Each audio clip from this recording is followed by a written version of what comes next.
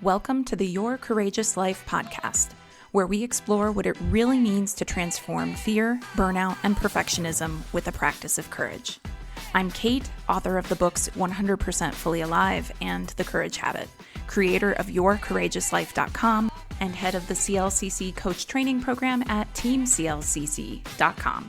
If you're someone who feels deeply, thinks critically, and wants to stay grounded in a world that can feel like too much, then this is the podcast for you. Learn evidence-based and heart-centered tools to practice courage so that who you are on the inside becomes how you live, lead, and show up on the outside. And now, let's get into today's episode. All right, y'all, we got to talk about something really nuanced in today's episode of the Your Courageous Life podcast, and it is this. You've heard my definition before that practicing courage means that you are feeling afraid because no one gets out of that part. You dive in anyway. And by dive in anyway, I don't mean that you bypass all of your signals that you're afraid and pretend that you're just like totally fine and stoic. No, you dive into the full experience. You examine your fear. You go, why is this here? You ask what it needs. And you essentially see fear as a protective element that's maybe not going about it in the right way, because often fear can be very nasty, critical, belittling, abusive, but ultimately it's just trying to protect you. So you examine that. You feel the fear, you dive in anyway, and then you transform. Because anytime you're willing to feel the discomfort of fear and dive in anyway, you always will transform. You might transform with more insight about why your fear is showing up. You might transform in the sense that you take action even though you feel uncomfortable. This is a huge part of the methodology I come from. But here's the thing. There are times when pushing yourself to do it anyway could be self-betrayal. There are times when pushing yourself to do it anyway. Remember this, a little bit different language. Do it anyway is different than dive in anyway. Dive in anyway is about looking at the whole experience. But sometimes people go down this pathway of, all right, I don't know what's going on for me right now. I've examined my fear. I just need to do it anyway. How do we know when, in fact, the fear that we feel is a 4-alarm fire going, hey, don't trust that person. Don't go down that dark alley. So courage is never about overriding yourself. It's about aligning with yourself. But there is this nuance to how we dive in. And so today I'm going to talk a little bit about protective and preventive fear. Now, from my point of view, the type of fear that I'm working with my clients on, the type of fear that I'm supporting people in the Team CLCC work, the type of fear that all my programs, my book, The Courage Habit, 100% Fully Alive, is oriented around, is working with fear that is really about self-doubt, a lack of self-trust, feeling like you don't have capacity and taking that fearful message that will come your way sometimes, you don't have what it takes, and understanding that that voice is not true. That even if you don't have capacity or what it takes in the moment, it's not a verdict about who you are. You can always grow your skill set, your capacity, etc. But there are times when actually fear is coming up and it's actually trying to signal to you, hey, pay attention here. It just might not be in your best interest to go in that direction. And I want to speak to that more. I'm going to start today with a really common example because context is everything with this. And by the way, I'm not going to be giving you any super concrete answers. Your life is not a recipe. You are a complex, nuanced human being. It is not just a sprinkle of this much salt and a sprinkle of this much flour and a little bit of this much sugar and poof, you are just going to emerge as a finished product. Okay? You are a complex, nuanced human being. And so what I am going to offer today is not an answer for you per se, but I want to give you some questions and some skills that can help you to drill down and know the difference between the protective fear that's actually trying to protect you, but also holding you back, and preventive fear that's actually going, hey, alarm signal here. Let's start with a common example. Meetings at work. And it really depends on the context of your workplace here. Let's say that you are scared to speak up in a meeting and share your idea because you're worried about how people will react. But you take a deep breath, you decide your perspective matters, and you share it. That's a do it anyway moment that actually builds courage, and it aligns with your integrity. But here's the thing. If you are in a really toxic workplace and you have all the evidence in that workplace that you will be shut down, that you will be gaslit, that you will be retaliated against because you spoke up, if you force yourself to do it anyway, that might not be in your best interests. You're trying to be brave, but you might actually unintentionally be stepping into a situation where you are creating drama and challenge that you will then have to wade through. And it becomes really, really key to start taking that wider perspective, that wider context, so that you can figure out these should I or shouldn't I moments. Now, is there anything wrong with speaking your mind, speaking and sharing your perspective, regardless of what other people are going to think, regardless of a toxic work environment, etc.? Absolutely. It's very powerful to make decisions that are aligned with your integrity, and that's what we're going to be talking about today. And sometimes it just ain't worth it. I mean, it's like, think about a road rage type incident. You're driving down the highway and somebody very nearly cuts you off and, gets into an accident with you, and your kids are in the back seat. And maybe there's a part of you that feels like, you know what? I'm going to speak my mind to this person. I'm going to tell them you are driving in a way that is unsafe. You could have hurt me, could have hurt my kids. One of those moments where someone does that and then you both end up sitting next to each other at the red light and you're looking over at them, giving them the side eye. But here's the thing. Is it worth it in that moment? Is it really worth it? Or is it just going to potentially cause problems for you that you don't need to deal with? It might actually be the better decision for you and for your life to just let it go. So these are the types of things that we're going to talk about today. Those moments when you're in the meeting at work and you're trying to decide whether or not to speak up. The times when you are dealing with somebody who is very difficult to deal with and you're trying to decide, do I initiate the deeper conflict resolution conversation with this person and try to heal the relationship? Or is this just not going in a direction that is really in my best interests? Sometimes doing it scared is brave, and sometimes doing it scared can be a form of bypassing your intuition. Courage is not a one-size-fits-all act of boldness. We got to get into some discernment and some listening in these should I or should I not moments. And always, we're not talking about how do I get rid of this fear. So here's what I would like to invite first as a discernment question when you're trying to figure out, okay, I'm feeling some fear about potentially making this next move, investing money in my business, speaking up when it's important to me, deciding that I'm going to let go of a friendship or a relationship with a family member. You're feeling afraid. Your stomach is flipping. Your chest is tightening. Your mind is negotiating with itself. Maybe I could this, maybe I could that. This is actually your cue to pause. And that is the entry point for what I call somatic awareness.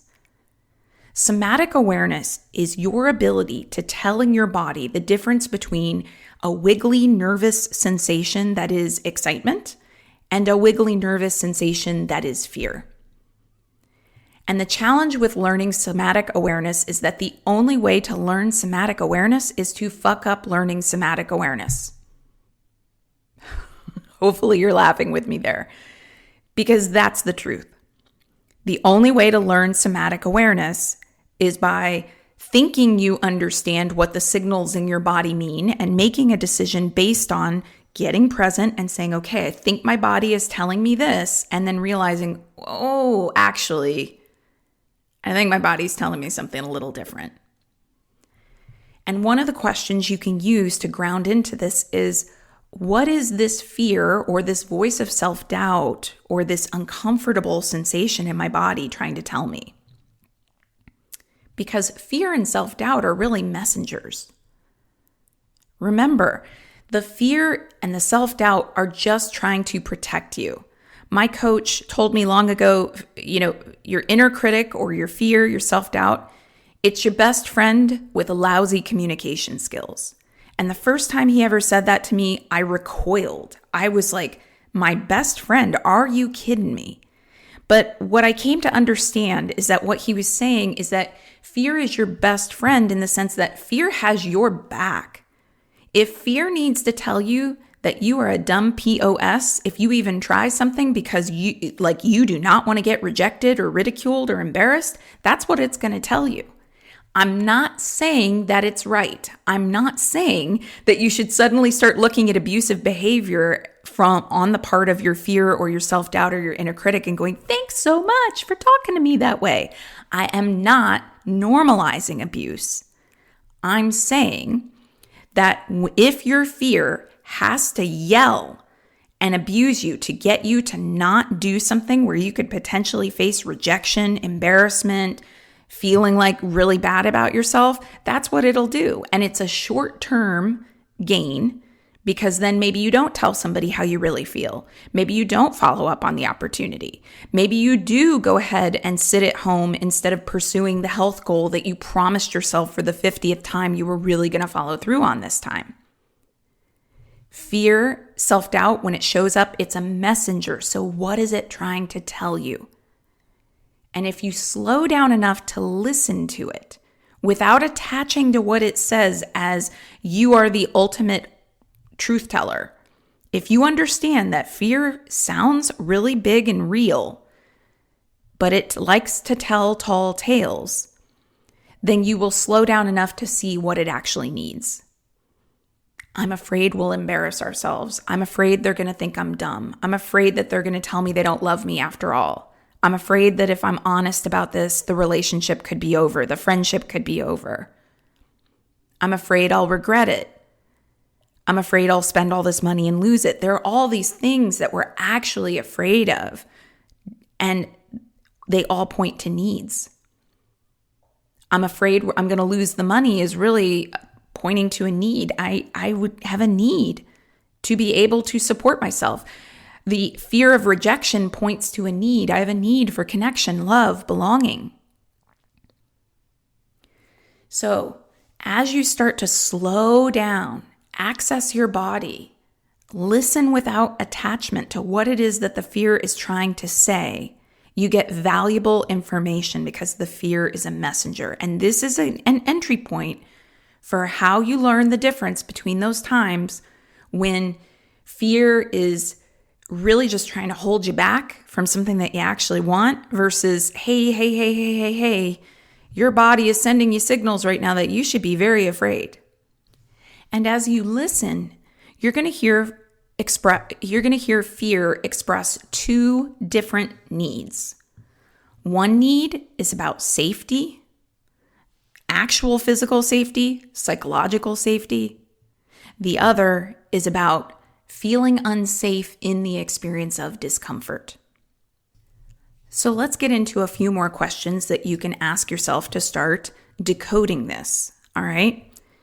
First question, is this fear or self-doubt or inner critic, whatever it is, however it is that fear is coming up for you, is this pointing out a place where I'm getting a warning about potential harm? Or is this the growth is really uncomfortable and I don't know what the outcome will be? There is a big difference between, whoa, I don't think you're safe here, and, oh my gosh, this is overwhelming because it's a lot and I don't know how it's going to end up. Next question. It's a variation on the first question, a little more succinct. Is this fear about uncertainty or is it about danger? It is very uncomfortable to be uncertain. We often feel psychologically unsafe when we are uncertain, even though we are in fact safe. I can sit here right now and I can feel very uncertain about the direction my career is going, or what's the best moment, or what's the best way to parent my kid. And I can look at this and I can go, oh my gosh, I don't know how it's like going to turn out. I think this is the way I want to go, but what if I put all this time and effort into this for my business and it doesn't pan out? Or, oh no, what if I don't give my daughter the right message? I'm not sure, what's the best thing for her at this moment in her developmental life? That's uncertainty. Messages that are about danger would be things like, hey, Kate, probably not the best idea, like $100,000 investment in your business in this economy. That doesn't feel psychologically safe for my house of money right now.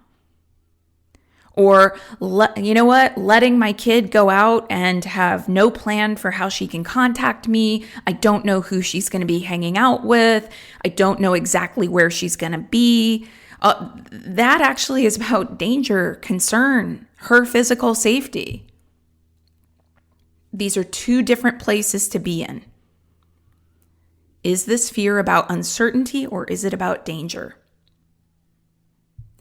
The next question, if I didn't act from a place of fear, if I knew I was acting from my most courageous self, what would integrity look like here? What would integrity look like here? And that last one, what would integrity look like here? That is the question I come back to again and again, because courage and integrity are inseparable. You really can't have one without the other. To act in alignment with my values, my beliefs, my commitments, my life vision, to make sure that my words and actions are in alignment, all of that is in integrity. And to act with courage often requires making the hard choice, but it's aligned with my vision, my values, my commitments, my words, my actions. So let's talk more about how this can show up in real life. Okay? Sometimes courage looks like leaving the toxic job, not toughing it out. And sometimes courage looks like staying in the toxic job a little bit longer while you build a bridge to somewhere else. So how do you know the difference? Well, let's look at this integrity question. What would integrity look like here? You may not like the job, but you can stay in the job if you're not compromising your overall integrity, your values, your health, your mental well-being.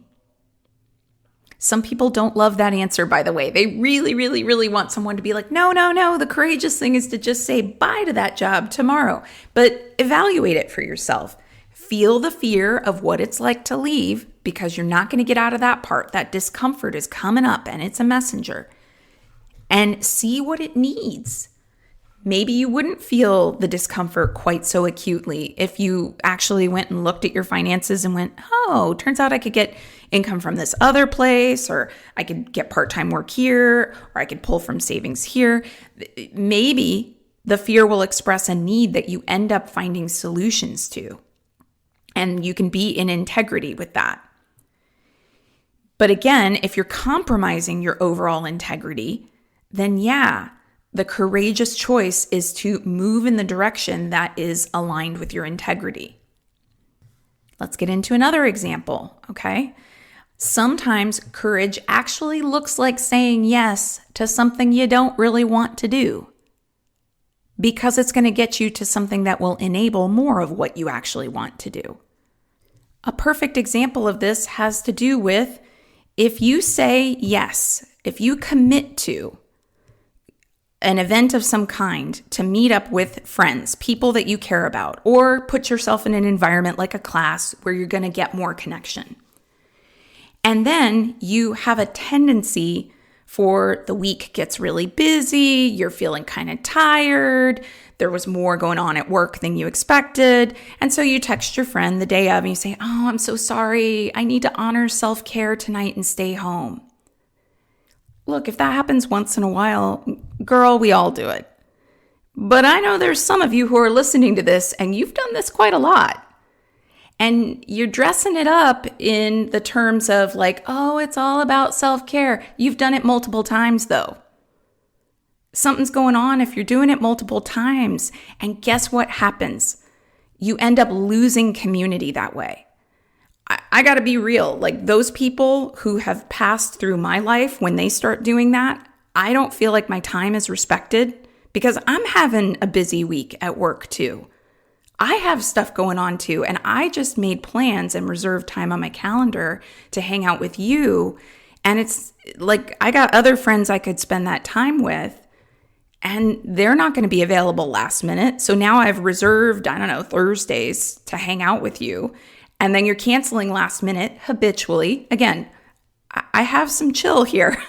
I'm not just like randomly judging people because they have a rough week and they need to cancel. We've all been there. I've been there. But when it's habitual, when it happens multiple times, I don't keep making plans with those people. So here's what I would say to those people, because I've literally seen some of these same people talking about how like hard it is to make connections as an adult online. And I'm sitting here like, yeah, it's pretty hard for you because you got to say yes sometimes, even if it's been a busy week, because it's going to get you something that will enable more of what it is you want in your life, more connection, more community. Another example I can think of would be, let's say you're training for a marathon and you hit a day where you're just like, I could go for a run today, but I really, really don't want to. Now, there's this way in the current cultural zeitgeist where people will go, no, follow that. It's fine. You don't have to follow through, It's like, actually, I think speaking from one runner to another, I think you learn the most from those days. Now, how do you tell the difference between I'm going to push through this discomfort and do it anyway, and it would lead to an injury because you really need rest, and that's why you don't feel like doing it, versus pushing through the discomfort and going anyway because you're not willing to bail on a commitment? How do you tell the difference? Are you compromising your overall integrity? And I would say that in the example of somebody who is a habitual friendship plan maker but not a follow-througher, you're compromising your overall integrity. You're saying that you want something in your life, connection with other people, you're not following through. Same thing. If you're training for something, fitness-wise, if you say you want something in your life, you got to follow through even on the days you don't feel like it. And there is a difference between following through and overriding sickness and illness versus it's just not the most ideal and favorable circumstances. So, doing it scared is not automatically always the best move. Neither is pulling back. Sometimes the bravest thing you can do is not push through. But always, how do you know the difference? You got to stop, listen, and honor what your system is telling you. And I'm going to give you a couple more evaluative questions for this, okay? So let's say you're facing some kind of a decision, and it doesn't have to be a complicated decision, although these questions could apply to complicated decisions.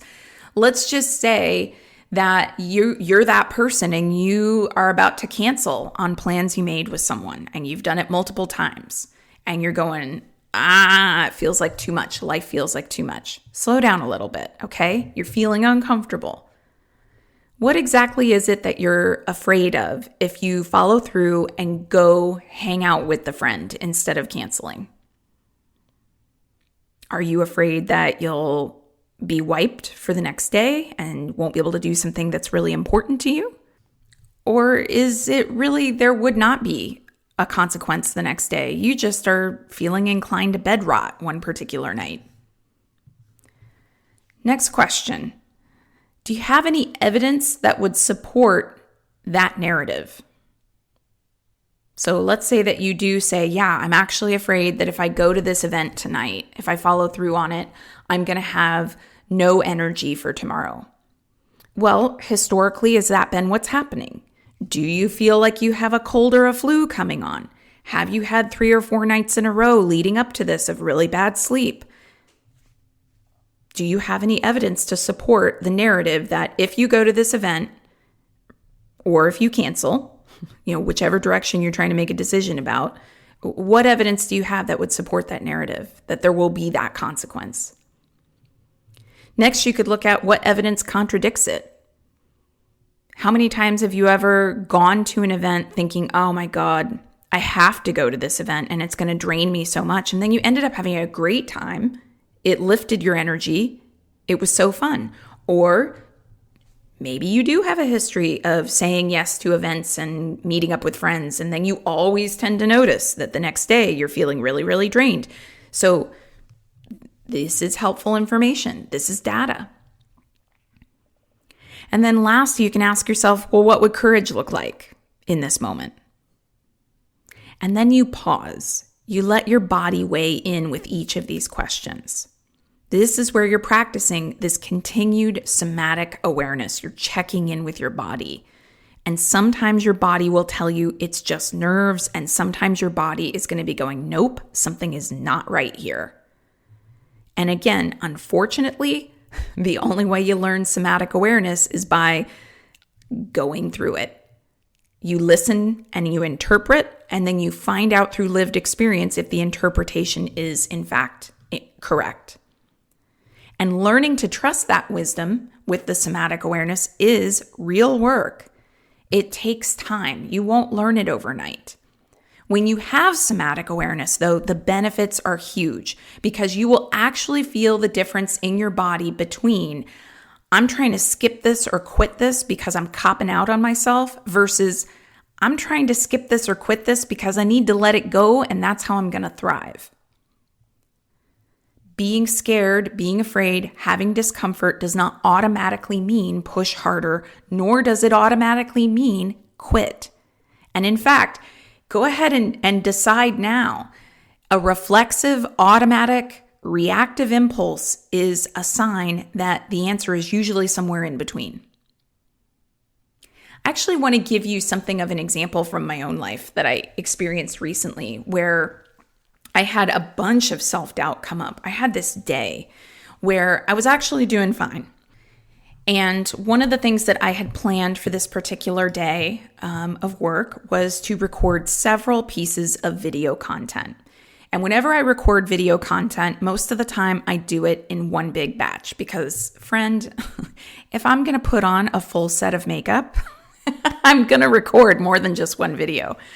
So I'm like, great. I got my lighting set up. I've got my tripod set up. I've got my mic all charged so that I can, have good sound quality. I sit down. I have my topics. I know what I'm going to talk about. And I sit down and I record video. And whenever I record video, I, of course, make mistakes as I do it. I stumble over words. I lose my train of thought. But it is a lot of work to keep hitting stop and re-record from the beginning. So what I usually do is I just pause, regroup. I don't stop the camera, anything like that. So I've done all this work. I get to the end of the day. Great. I take everything to my computer. I'm going to export all the raw footage. And I ran into this technical issue where nothing that I had recorded that day would export.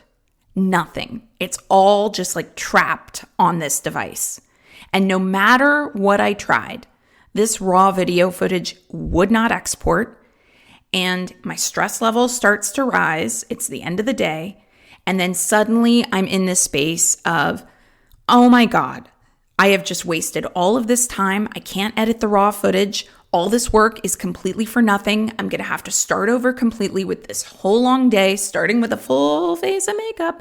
My head starts to spin. The next thing I know, I'm thinking all about how social media algorithms have changed and how you can work really hard on content and it might not get much organic reach. So what is even the point of doing this? Why did I just spend a whole day on this? Who's even going to see it with the way that organic reach has been lately? And I had this long list of other things that I really needed to do for my business as well. Things I needed to write and podcasts I needed to record, people I needed to follow up with. And now I've just lost an entire day. And for what? Nothing. Oh, and by the way, I forgot to do this other thing. I didn't get back to this person. And then there was this situation that I was a little nervous about because there was some conflict that could potentially be brewing with this person in my life, but I wasn't totally sure. I needed to ask her, hey, is there something going on between us? But I didn't want to have the uncomfortable. I'm spinning out at this point, okay?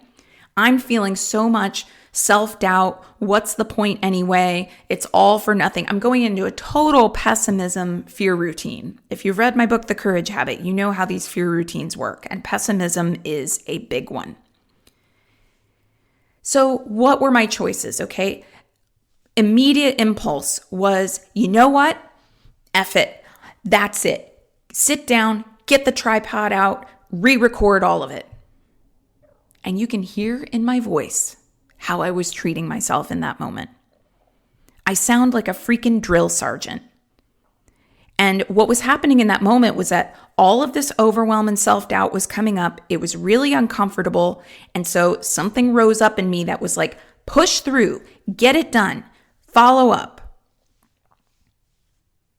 And then I remembered to pause and to listen, to slow down.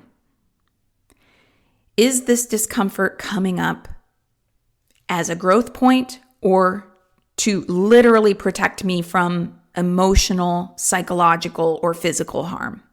What's really going on here? I started to access the body. I asked myself, what am I actually afraid of here? Because like a whole bunch of stuff just suddenly got spiraled out because of a technical issue. What's actually going on here? Well, what's actually going on here is that it's the end of the day and I'm tired. I've been recording for a while, and there's a lot of uncertainty in the world right now, economically, for my business. I'm trying to hold a lot. There's a lot of expanded capacity happening for me right now, and I'm afraid that I can't hold it all. That's actually what I'm afraid of. Well, what evidence supports that fear? If I listen to it a little bit, I have a lot less evidence to support that fear, because what I've actually experienced in every single phase of my business is that I expand with my capacity. And I am telling y'all, I have never even spilled the tea about some of the things I've dealt with in the behind the scenes of running a business. I have had legal disputes in my business. I have had people with some really toxic behavior patterns who have been in group programs that I ran who tried to sabotage the entire group by writing these really horrible, nasty character assassinations that they sent out to the entire group. I have had some things come up. I have had friends who were in the behind the scenes of groups that I were running who have tried to betray me by taking my IP, by trying to weirdly co-opt people from my audience to pay them for their coaching and programs. I mean, stuff has come up for me in business that was really, really tough to deal with. And yet somehow I've always expanded my capacity to deal with it, and I have zero regrets about starting a business for myself. So I've named what it is I'm afraid of. I've named, hey, is there any evidence to support the fear? I've asked myself that question, and I'm going, no, actually not. What evidence contradicts it? And I just gave a couple of examples in what I described. Okay, now, what would courage look like in this moment? What does it look like for me to practice integrity here? And then I let my body weigh in, and I kept sitting with these questions, and I realized, oh, okay, I've got a lot of nerves. I'm running into a technical issue. I'm tired because it's the end of the day. At least for now, everything appears to be saved on the device. Let me try again tomorrow. Great ending to this story. Next day I tried it. Things were working. Stuff was saving to the cloud. The servers on this particular cloud, I guess, had been having some kind of an issue. I was able to export everything the next day. Yay. Love it when it turns out that way. And what do I know to be true about myself?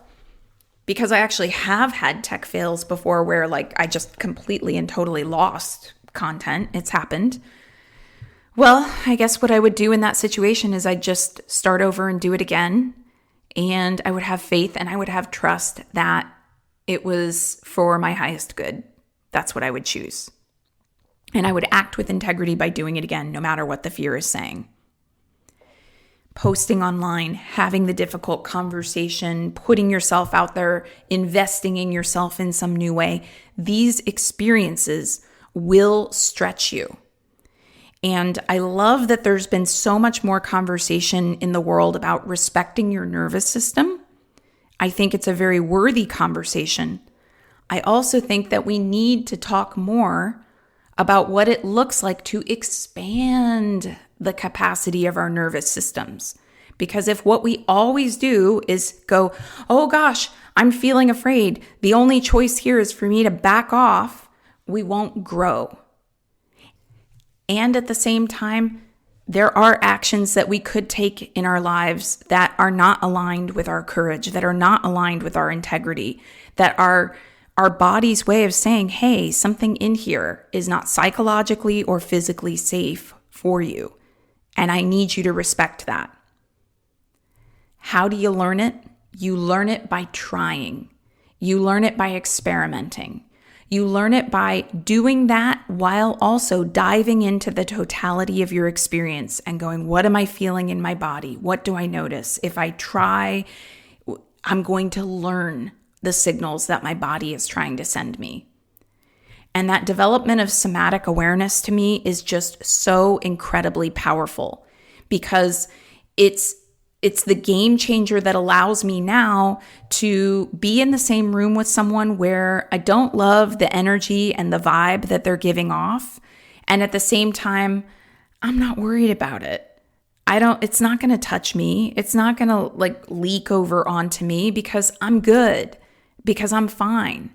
It's, hey, this is a decision where 50-50. It could go one way. It could go the other way. I'm okay.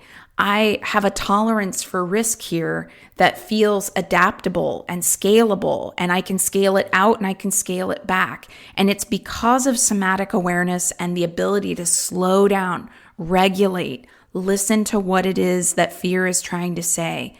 What's the message? What are the needs it's communicating? What evidence do I have that the worst outcome's going to happen? What evidence do I have to the contrary? And again, you come back to what is in integrity for you. And that is how you find your way through this messy, wild, wonderful, beautiful, awkward, strange experience of being a human being. Thanks for listening to the podcast. Before you go, would you take just one moment to give a rating in whatever podcast app you're listening in right now? It's a tiny action that helps to get this podcast out to more people. And I've got more for you. You can get access to free resources, audios, worksheets, and more for practicing courage in your everyday life. Head over to yourcourageouslife.com and become a subscriber, and you'll get access to an entire library of free courageous resources. And if you've ever thought about becoming a coach, or if you want to bring deeper presence and purpose to your work life so that corporate job doesn't feel quite so soul-sucking, check out the CLCC Coach Training Program at teamclcc.com. Thank you again for listening, and I hope that whatever today brings, you meet it with courage.